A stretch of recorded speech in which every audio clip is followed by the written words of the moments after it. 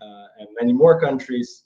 A very exciting ride so far. Started this with Cornelis in during university times, where we really saw a social gap between admission and enrollment, and resulted into a serious company now with more than 20 people, which I'm a little bit proud of. I really get energized by all the positive feedback that we get from students, especially, and from universities as well. So, giving the floor to Ken to introduce himself shortly. He's a little bit longer in the industry than I am. Thanks a lot, Lars. And I just want to shout out to you and Cornelius for all the hard work that Goin put in getting U of T set up this year. And we'll talk more about the project as we go along. But I just wanted to start off by thanking the two of you. Yeah, my name's Ken Withers. I'm the Director of University Student Recruitment at the University of Toronto. I've been here about 14 years, but I've been in this business now for over 40 years when you count getting out of university. And some people say I never left university, which is actually true. I've actually never had a job outside of university. So it's been a pretty fun ride. And I have to say, for colleagues, or hopefully around the world, who are jumping in, I hope that your careers are as eventful and enjoyable every day as mine has been, because it's a pretty fun industry to be part of, and excited for every day and all the things that we have to do every day to bring great students to our university. Thanks so much, and congrats on your university lifetime, Ken. So, what we will talk about today, and what I want you to walk away with today, is first, a good understanding of the importance of improving yield and reducing melt, a better insight into how offer holders make decisions, how recruiters can add emotional attachment to your recruitment process, especially through student communities, why universities should not be involved too much in student communities. And I would also like you to walk away with a little bit of a critically reflection of how your current offer holder journey looks like. So today's agenda, first we will talk about the concepts of yield and summer melt. Then we will enhance and elaborate a bit more on that by looking at the excitement drop that we see among offer holders. How to distinct yourself as a university is a topic that we will treat. That is aligned with how to create emotional attachment to the student journey. Then we will talk about the proposed solution implemented by University of Toronto, a sneak peek of the results, and we will end up with an assignment for you, where I'd like to share your key takeaway of this webinar, and then we can wrap up with Q&A. If there's very relevant questions in the meantime, feel free to ask them in the chat. A colleague of mine can answer them via writing, or he will let me know that this is something relevant for everybody. And if not, then we could still treat it, of course, afterwards in the Q&A. So, Ken, since you are an expert in this field, obviously, could you elaborate a bit more on the concepts of summer melt and yield? Sure. I think that in the US, this has been a concept that's been widely known and worked on for decades, quite frankly. But for most institutions outside of the US and colleagues that I've talked to across Canada and elsewhere worldwide, they're not concepts that are as well understood. The whole idea is you admit students and then they show up in September, generally. And I think for a long time, people did their yield modeling just assuming that it would always be pretty standard. You put out so many offers and so many students are going to come in. You can get a little more sophisticated knowing that certain students and certain programs are more likely to accept your offers and show up than students in other programs where maybe they have greater choice. So you can play with the yield modeling a little bit, but it does have actually a consequence to universities when we don't do a great job with yield and ultimately melt, because many times students look at admission rates as a key sign of quality and reputation. And if you produce an awful lot of offers to shape your class and bring them in, that doesn't look great for the university. It looks like you're just taking whoever applies. And I don't think most universities want to find themselves in that position. So it really starts to become pretty important to have a plan, a communications plan that's going to guarantee that you're going to maximize your yield and really mitigate any melt that you have in the summer. And so the difference between the two, yield is actually pretty simple. It's how many students accept your offer. When you make an offer, how many of those students are going to accept it? Melt is the problem because once they've accepted your offer, you have to be pretty good about determining how many of those students are actually going to show up in September. And that's where you get your melt. Students are always going to melt away for reasons you can't help. You can't help it if, unfortunately, there's a death in the family, if there's some sort of tragic circumstance that doesn't allow a student to come, or a student got a very late offer to a university that they really coveted, and now they're going to go there and study your university. But those are pretty rare. I would say most melt is because, and it can be significant for some institutions, is because they're like normal consumers. And I don't think a lot of universities think of them always as consumers. It's really often buyer's remorse. They make a big decision. This is probably the biggest life decision for these young students and for their families that they've ever made up until this point. And it's expensive if you're going, especially internationally. If you're going halfway around the world, you're spending a lot of money. And all of a sudden, all that fear sets in. Am I making the right decision? Who else is going to be there? It's scary. How much do I know about this country? And if universities haven't done a really good job cementing in or stitching in those students into their community, you can lose an awful lot of students. And that's been a big problem for a lot of schools. And quite frankly, that can be a big problem for the University of Toronto simply because we're so large. We're Canada's largest university. We're Canada's #1 university. We have in total, with graduate students, almost 100,000 students at our university. So you could imagine as a student getting involved with us thinking they're just going to be a number, they're not going to be a name. It's going to be really unwielding to navigate through our university. So we have a lot at stake to make sure that we've mitigated as much of this melt as possible. Thanks so much, Ken. I've got little to contribute there. I think one thing I'd like to say here is that, especially during these challenging times that we see in different areas such as Canada, the Netherlands, Australia now with the caps, is the better optimize your funnel, the better you will make use of the resources that you have, and that is something why I think summer melt and improving yield is so important, because you can maximize the resources that you have also as a smaller university. So this brings us actually to the first problem that University of Toronto was facing when looking at the student journey. Maybe you can elaborate a bit on this, Ken, about the excitement drop that you were seeing among your students. Yeah, I think this is pretty common, especially for universities that have a pretty good reputation. When that family receives that offer letter or email, depending on how you deliver it, there's a tremendous amount of excitement. And in fact, it's almost detrimental in a way because people get on such a high, it's hard to keep them that high for an extended period of time.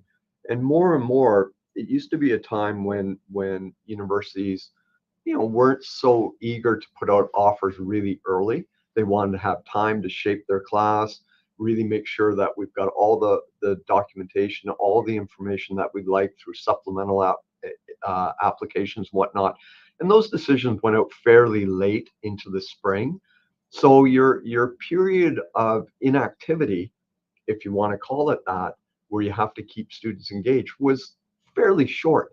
Today, that's just not true. Even the most competitive universities are looking to gain an advantage over other competitive universities, and often putting out offers in January and February for those students that they have all the early application documentation in on. You can easily make a decision fairly early. Well, now all of a sudden, you've elongated that period of time when they may or may not still be excited about you, and they're getting other offers in the meantime. So that waiting period, as you defined on your graph, is actually the most significant problem that universities have when it comes to melt. You might get a pretty early indication that students coming because they're excited, they accept your offer, but they're going to continue to get offers. And so, whether or not who is the one who was able to maintain that level of excitement and energy the longest for that student. And that's always been a problem for us, especially in more recent years as we've been putting out more and more offers earlier. Yeah, yeah, and this, I think this brings us to the next problem where I could elaborate a bit. Is if we look at the student journey, we see that we are losing a lot of students due to some limited amount of positive touch points after the offer. So if you try to place yourself in the feet of the students, the student has to do so many practicalities, housing stress, visa stress, um, a lot of hesitation if they will fit in from a social perspective. So there's a lot of not so fun touch points in this area, and a lot of practical stuff that students have to fix. And that is, if you look at like the touch points they have with a university, it's most of the time it's only practically driven. And what we see is that a student only has around 3 positive interactions with the university in this period, and that's not the university to blame, because there are so many things that a student has to do, and it's just really hard to engage students in this in the meantime, because yeah, it's hard for a university to engage them because they've already applied, they already got their offer, and now it's on the student to make a decision. And yeah, we see that there's a lot of different strategies that universities are using, but the resources are limited, but also yeah, there's a limitation to what you can do as a university. So the thing here is, and we are talking to universities every day, is how to stand out from other universities if there's multiple offers involved. And U of T, of course, is a really nice name. It's a really nice city. The employability chances are huge, and the study programs are potentially very good as well. But every university has its competition, and most of the time we see that students compare very similar universities. So Vancouver is a nice city as well, and New York is a really nice city as well if you look at competitors of U of T. So how can you make sure that you distinct yourself as a university from the rest? And that brings us to a pretty obvious point, but I think we can leverage it way better than what we're doing now, is creating emotional factors so that you create emotional attachment to students, for students with the university. So according to research, emotional factors account for at least 45% in university choice decisions for offer holders. And Ken, maybe you can share your opinion on this and what you've been trying to do to distinct yourself so far. That's a great point, and this is probably a really good point, not just for what we're talking about today with yield and melt mitigation, but really in marketing. Because market your university, I've been in for years and years at many different universities. I've been sitting around tables where everybody can pound on the table and say, this is why we're distinct. This is why students should come to us. And it's always dawned on me that we compete with similar universities, as you've said.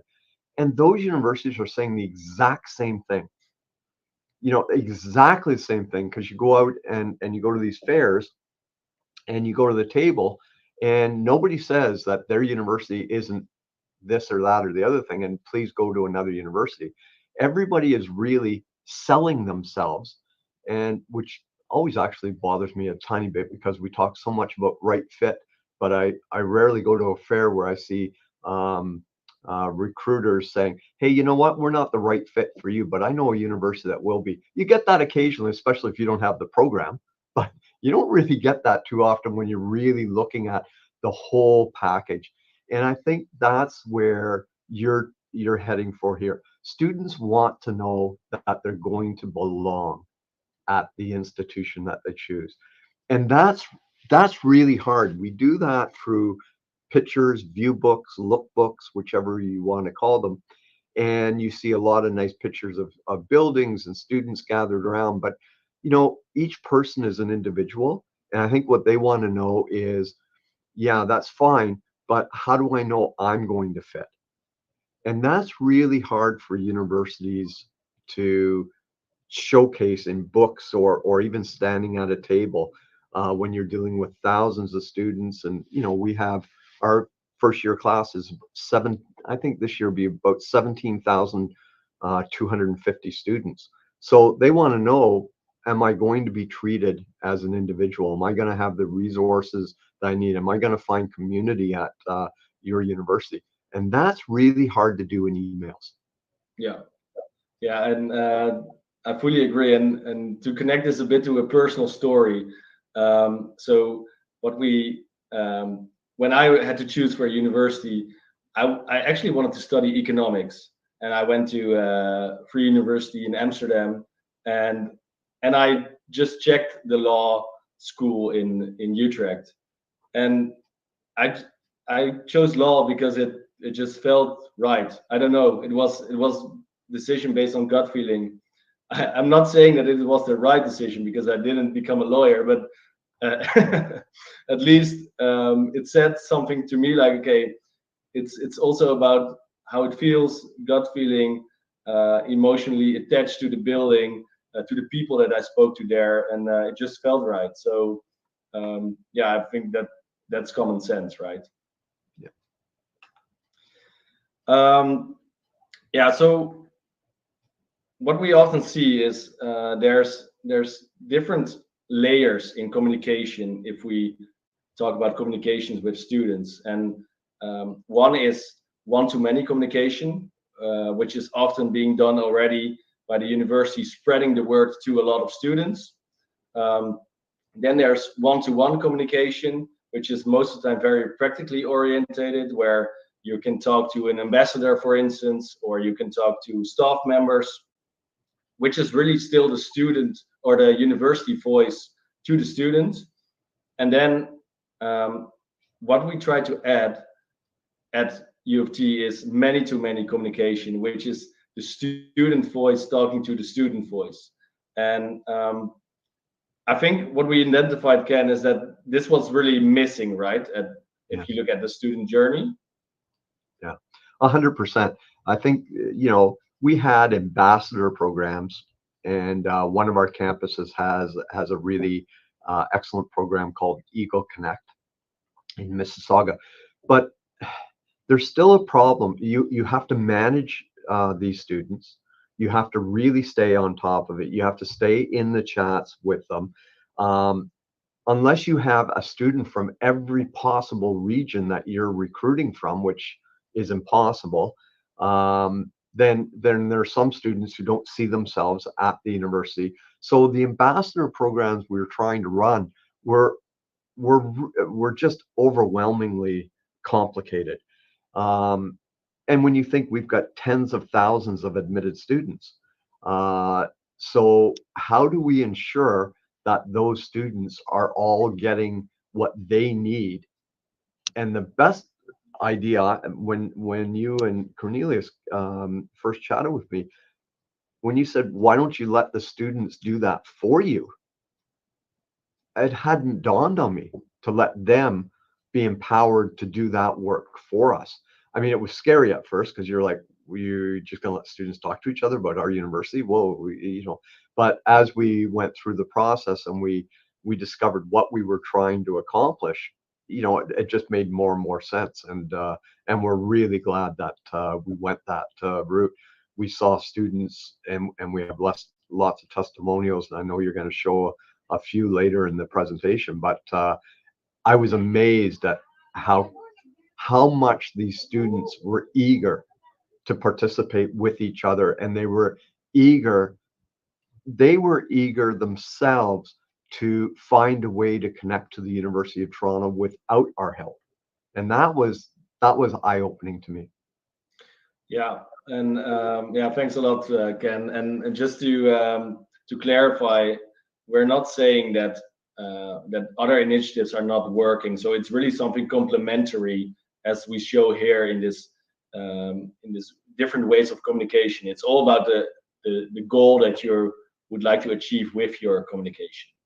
So then if we know now that emotional attachment is something that could make you stand out, then of course is the question is, what is the key to emotional attachment? And I think you can already guess a bit what we've been doing. We're not saying that this is the only key to emotional attachment, but according to us, the key to emotional attachment for students is create friendships. And we think that there's not so much, there are little things more powerful than friendships. Maybe it's love, that could be, but I think friendships is something essential for the student journey to organically nudge students towards a university and make them feel well at the uni. So, Ken, could you maybe describe in your own words, because I'm the most biased person in the world, um, what we've together implemented at U of T? Well, what we did is we took our east and west campuses and we put the admitted students together from those campuses to create a really vibrant University of Toronto community. And I think two things happened. One, friendships did occur, which is great. And you'll see that in some of the testimonial. I'm coming to Toronto with a friendship already, or I've got a number of friends already through that. I think more than that, it's the realization that there's so many people just like you, either from your country or just like you from another country, which often surprises students, have this similar interest, or they want to connect in a way that's different than how they're even connecting at home. And now they can do that, and they can do that through the app, and they can do that now at the University of Toronto when they come to Toronto.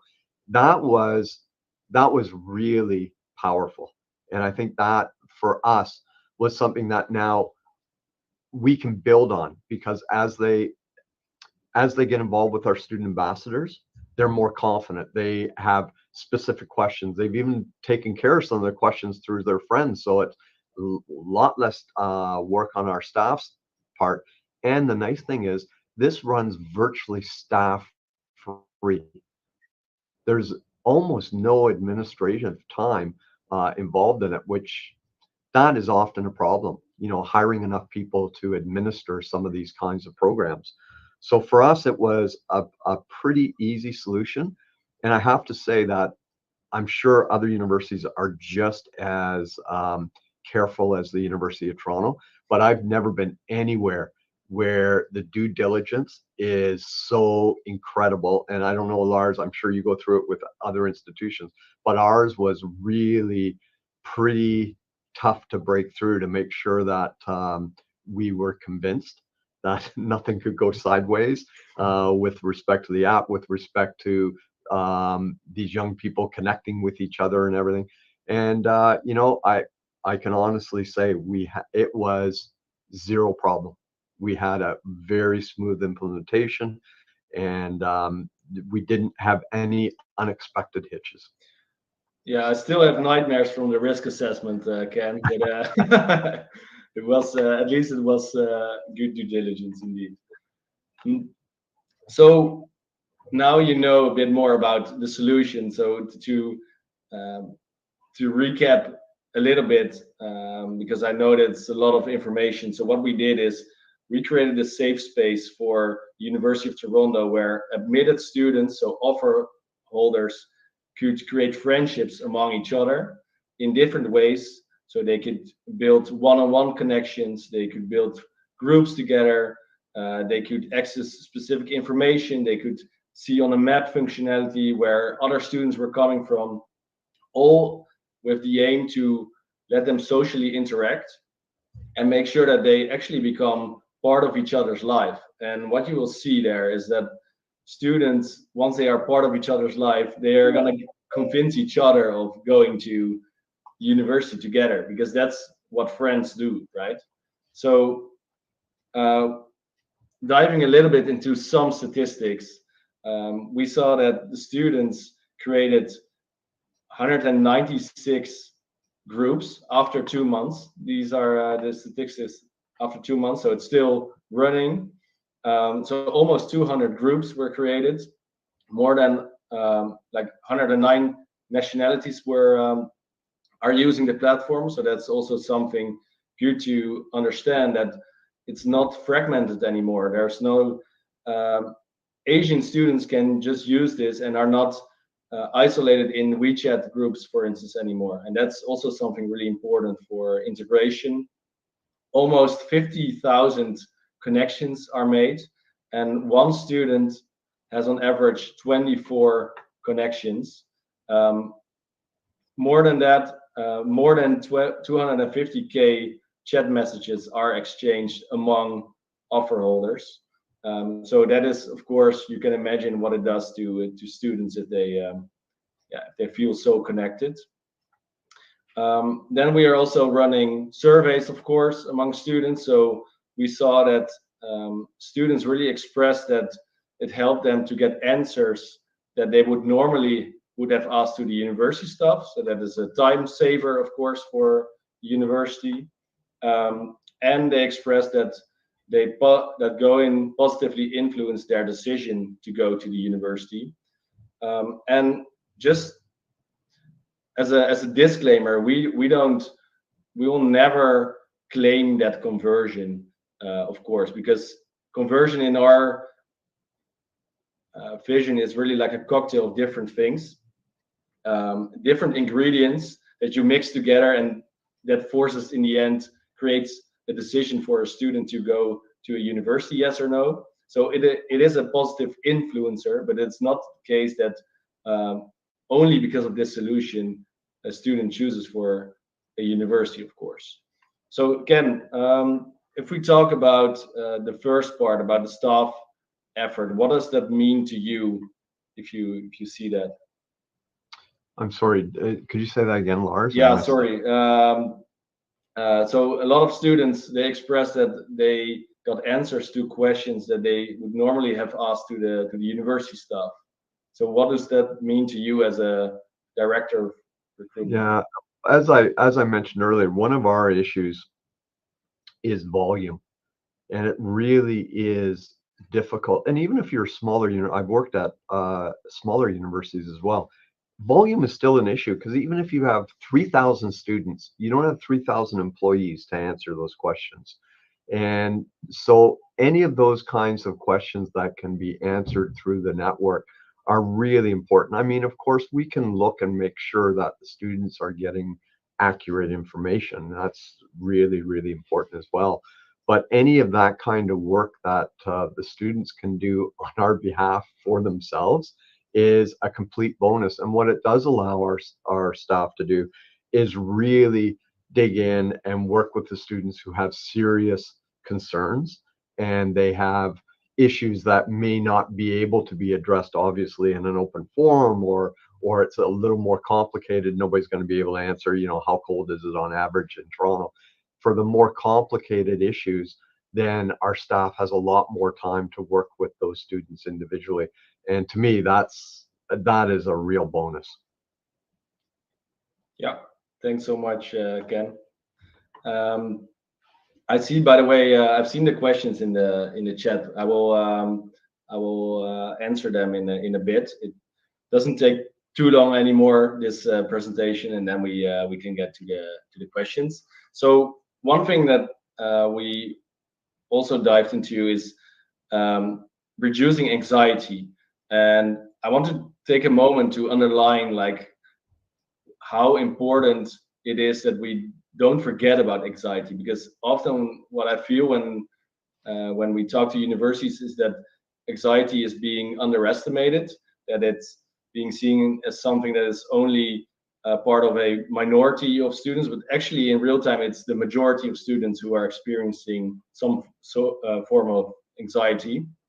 So of course, from a well-being perspective, we should be very careful about that. But also, of course, it could influence your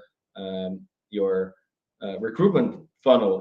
If people are too anxious of getting to your university, they're not coming, because anxiety is a really strong influencer, of course.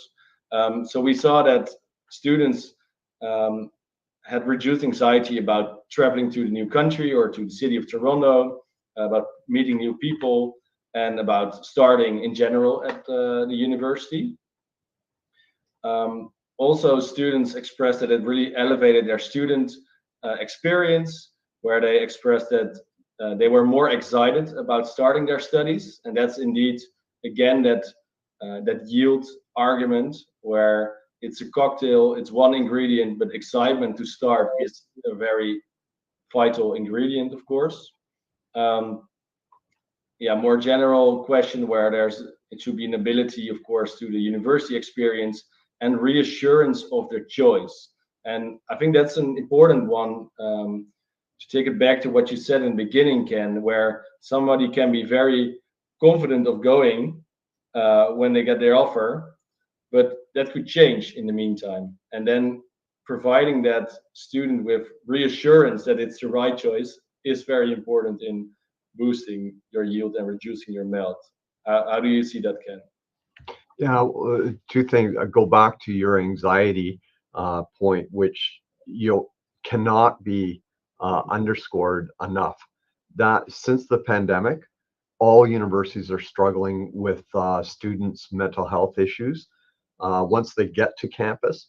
So you can assume that these issues existed before they arrived on your campus, which means they're in high school, and during the transition from high school to university, they're experiencing many issues related to how the world changed in the last 4 years.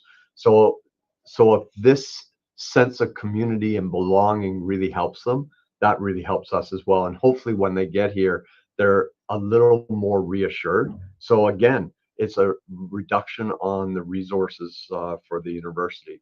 Um, and for the student experience, that's a tough one. Universities are constantly looking at, how do we make this a better student experience? Back to the best 4 years of my life kind of idea, along with the academics. And I think if students come to the university knowing it with excitement and with a level of engagement, and they feel confident in their study, they can plunge right in. And we know that a fully engaged student at university, we've done the measurement. Those students, their GPAs are higher. The retention rate is higher. So getting students engaged from day one is really important, and it's really hard to do. So this is a tool that I think, and this was our first year, so we'll see. I know somebody asked about ROI and whatnot in the questions, for us, we will know and be able to measure on November 1st when all of our numbers come in. But one thing I can say is we have already seen a higher uptick of course registrations, as far as we can tell, this summer over the summer previous. So there could be a whole lot of factors to that. We'll be doing some digging, but ultimately what we want to know from this pilot is, can we slightly change our yield modeling as a result of reducing our melt in the summer? And so I'm hoping that we see a blip this year, and that will give us confidence to continue to look at how we get students more engaged, which is great for the university, but also it helps recruitment. The more students that come with fewer offers because melt's been mitigated, the easier the job is for recruitment, right? It's very difficult today to recruit a student. It's much more difficult than it's ever been. The competition is pretty fierce. The demographics in a lot of countries are not on our side. So, whatever we can do to reduce the pressure on recruitment is very helpful. And so this tool goes right back to recruitment. Yeah, and to enhance a bit on the question about the ROI, so we are working with 90 other universities as well, and most of the time what we measure there is the amount of students who have used the platform, and to what extent they actually converted to being an enrolled student, but also retained afterwards towards the second year or the second semester. That is, of course, there's still a lot of variables that we cannot influence there, but that is a good indicator of how that's going, and those results are really good, I must say. So the fact that so many students love this and say that they're enjoying the experience of being on the app, and they feel more confident and they're reassured, let alone all the other data, that should be a compelling reason to have a program that helps these students transition to university. That alone, when you think about it, that's what our job is. We're here to make sure that those students that we recruit, that we talk to, that we convince should be coming to our university, feel really confident about their choice. And that's really difficult to do one-on-one from the university. And the larger your university, the more difficult it is to do. Yeah, I'm glad for that comment, Ken, because this is exactly the reason why Cornelius and I started this, like really from the social perspective. And then we got soaked into the student recruitment area. But as you say, this is already a reason enough. So to wrap up with some sort of a conclusion, before we saw that, as we said, there were around 3 positive touch points for students. Now afterwards, and this is no BS, but there we measured 83 positive touch points for offer holders with such amazing chats they had. It was hard to distinct from competing offers. Well, now we added emotional attachment for students. Lots of questions were asked to staff, and a lot of students had to fix practicalities alone. We saw in the data that 60% of the students were asking questions to each other instead of to staff. Also, we saw that, and this is an estimation, but we see that on average, a student has 1.5 friends before arrival, and we could boost this into 24 friendships before arrival, which is, of course, I think very valuable. Yeah, I would like to share to share what your biggest takeaway is from this session. Really curious. Feel free to put it in the comments, and then we can get to the Q&A.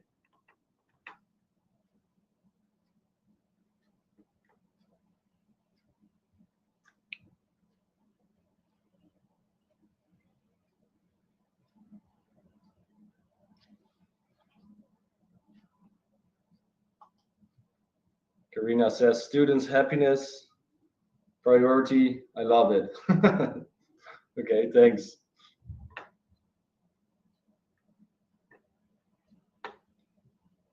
All right, the results will come in. So I think there's a long waiting question for by Louis.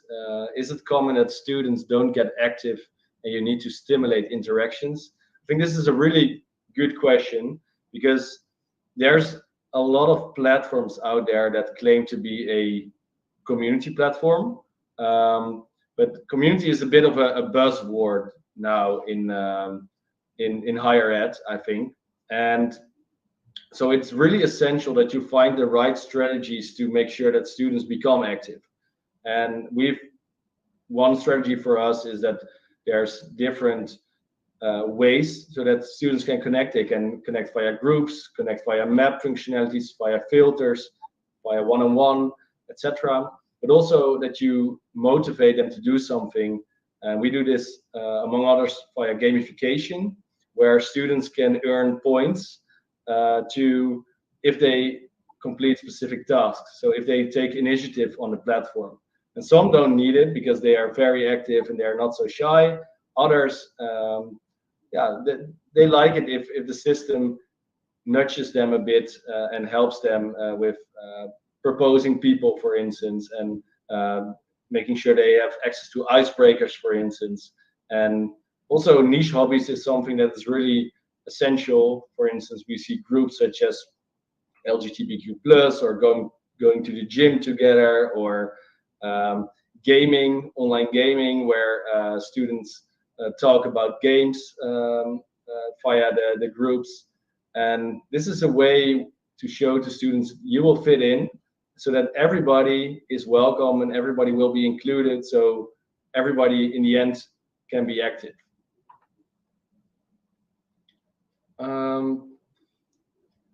Then Graham, what happens when students misbehave on the platform? We should definitely have moderation. So moderation is on us. We have 3 layers of moderation. One is the system, the software, who can detect and hide specific content automatically. Then the second layer is the students, who can block and report people or content. And then the third one is a community manager who is overseeing the entire community and is proactively looking at the community, but also acts on reports coming in.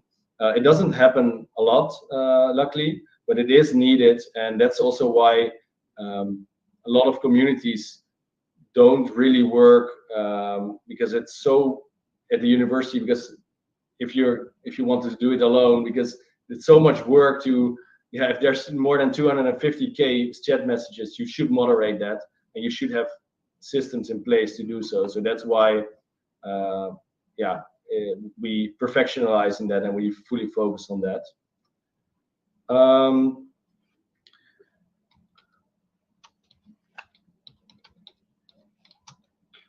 I can answer something from Allison if you like. Hi, Allison. You know, on purpose, we really didn't want to get applicants involved. And one of the reasons is we get a lot of applicants that probably are not going to get offers, and then excluding people from the platform eventually, or having people are constantly asking others, did you get in? Did I get in? Like, it really could create some issues that we didn't want to have to worry about. So by doing the admitted students, these are the students that we know that we want, and presumably they want us. So now it's just working with those students. And if we can reduce melt from them and make sure that more of those students actually show up, I mean, that's perfect for us. So we didn't really think that working with applicants on a platform like this would be for our university anyway. No, and to elaborate on that, we never do applicant communities because we want some sort of quality students who are actually genuinely interested in joining your university. And that also will make sure that students who are already certain of going to, in this case, U of T, they will convince the students who are still in doubt. So it's also a way of filtering out the students who already have that interest and make sure that they cross the line in a very organic and authentic way via friendships.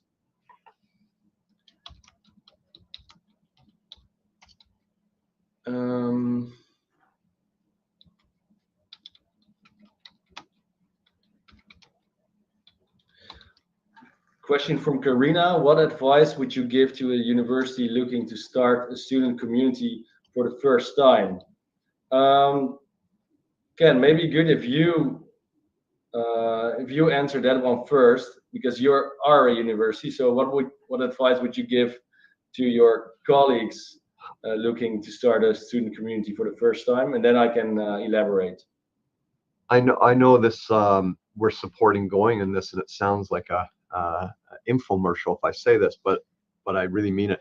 You know, a platform like Going for us was easy. So it required, other than the upfront due diligence and making sure that the university was comfortable with creating this community with our admitted students and all the issues that people can imagine could happen. Once we've addressed all those with the university, it was easy to implement, and it required very little of our time and attention. Lars and Cornelius kind of just, we handed it over to them and they kind of did the work. To me, if I'm starting out in this and I don't have a big ambassador program and I've never done that kind of thing, you know, this might be a very easy way to start, because you just create it and you let it run, you watch it, you can measure it. You know, I like to say you can pilot anything, because you can tell your senior leadership, we piloted it and it failed, but that's why it was a pilot. Or we piloted it and it was really successful, so now we're going to implement it. Either way, you kind of win on piloting things. And I think this for us was a very easy pilot. I'm glad to say that now we've got even more interest at the university and expanding this to more of the divisions. So for us, this was an easy start. And I would like to elaborate a bit more on Allison's question about her first part of the question. For partners that are using Goin, are you finding their students platform fatigue? That's a really fair question, because students are sometimes bombarded with different platforms that they have to use. And I think from my perspective, it is what we see in the data, that it's really important that you are very clear about the purpose of the platform. So why should students use it? And in our case, it's because they want to find the students that they will probably be studying with. And we see that at least students are curious of seeing who will be there. But that's also the reason why we don't want to be have staff too much involved, for instance, because then it's another informational platform, for instance. So it's really about that social purpose, about that many-to-many gap that we experienced, and being very clear on communication, that it's for the social purpose that in the end make sure that students are actually using it, because in the end you have to solve a pain and the student has to feel that pain, and as long as you stick to that, then it's okay with different platforms. Because if you look at your phone, there's also all sort of different apps that you're using, but you're using them for a purpose, and that is I think the most important one. But very very good question, I would say.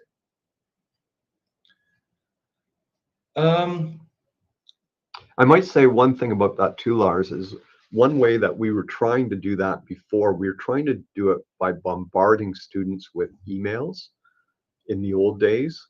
And I think we all know that email fatigue is a real thing.